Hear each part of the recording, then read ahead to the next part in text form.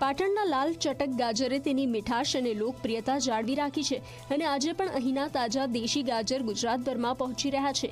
ચાલુ વર્ષે ગાજરનું ઓછું વાવેતર થયું છે, પરંતુ ભાવ સારા મળતા ખેડૂતોમાં ખુશી ફેલાઈ છે। પાટણ પંથકમાં ગાજરની ખેતી પર નજર કરીએ તો રૂની, હાંસાપુર અને માતરવાડી સહિતના વિસ્તારોમાં ખેડૂતોએ ગાજરનું વાવેતર કર્યું છે। પાટણના ગાજર કલરમાં લાલ, ઘટ તેમજ ટેસ્ટમાં મીઠા અને લાંબા હોય છે, જેથી અમદાવાદ, સુરત, વડોદરા, રાજકોટ તેમજ મુંબईના માર્કેટમાં પાટણના ગાજરની માંગ ઉઠી છે। ખેડૂતોએ હાલ 20 કિલો ગાજરના 200 થી 270 રૂપિયા સુધી ભાવ મળે છે। ઉલ્લેખનીય છે કે ગાજરની ખેતી ખર્ચાળ હોવાના લીધે આ વર્ષે ઓછા ખેડૂતોએ ગાજરનું વાવેતર કર્યું છે। ખેડૂતોની માંગ છે કે સરકાર ગાજરના સંગ્રહ માટે કોલ્ડ સ્ટોરેજ બનાવવાની સુવિધા ઉપલબ્ધ કરે।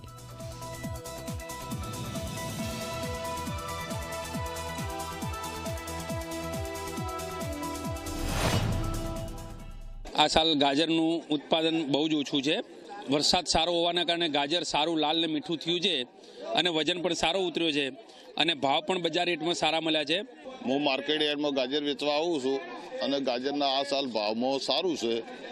ગઈ સાલ ભાવમાં ઓછું તો આ સાલ વાવેતર બી ઓછું છે ગઈ સાલ કરતે। મિનિમમ 200 થી 280 રૂપિયા મણના ભાવ છે અને સિઝન શરૂઆત થઈ છે, વખત લેટ છે વરસાદની અનિયમિતતાના કારણે, પણ આ ભાવ જો જળવાઈ રહે તો ખેડૂતો માટે ખૂબ સારું વર્ષ ગાજરનું ગણાય। તો હાલ સમાચાર ગુજરાતમાં બસ આટલું। વધુ સમાચાર અને